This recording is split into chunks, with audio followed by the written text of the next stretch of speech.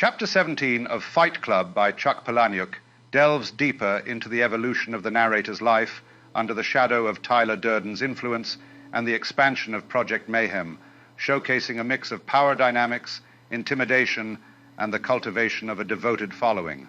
The chapter begins with the narrator's boss discovering copies of Project Mayhem's rules that the narrator has made while at work.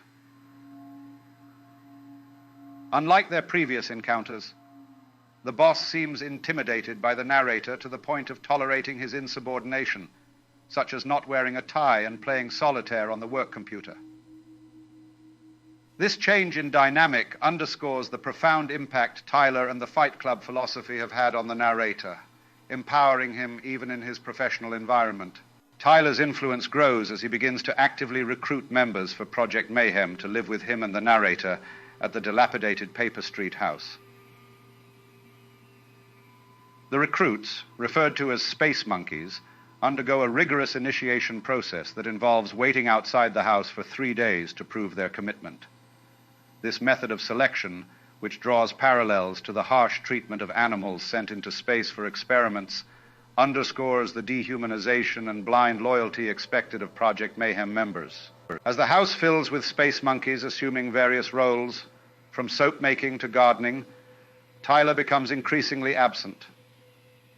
His mysterious scarcity leads to a surreal atmosphere where Tyler's presence is felt more in spirit than in person, evidenced by the members having Tyler's kiss burn on their hands and speaking of him in a mythic manner. Big Bob, a familiar character from the Fight Clubs, joins Project Mayhem, moving into the Paper Street house. When the narrator inquires about Tyler, the enigmatic responses from the members, who claim never to have met Tyler yet, acknowledge his leadership through winks, hint at a deeper conspiracy or the possibility of collective denial or delusion. The arrival of Marla Singer adds a layer of normalcy and external perspective to the otherwise isolated and insular world of Project Mayhem. As she walks through the well-tended garden with the narrator, the use of bone meal and blood meal fertilizers hints at a macabre underbelly to their self-sustenance, underscored by the discovery of a human jawbone in the soil. The narrator's reaction, hiding it from Marla and expressing uncertainty about the future, captures the mounting dread and realization of the uncontrollable nature of the movement he has helped foster.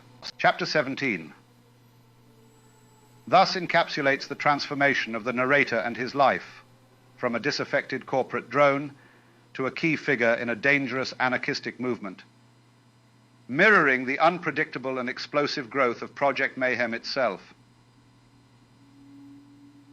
The lines between loyalty, morality, and madness blur as the chapter closes, leaving the reader to ponder the true cost of the narrator's quest for meaning and belonging.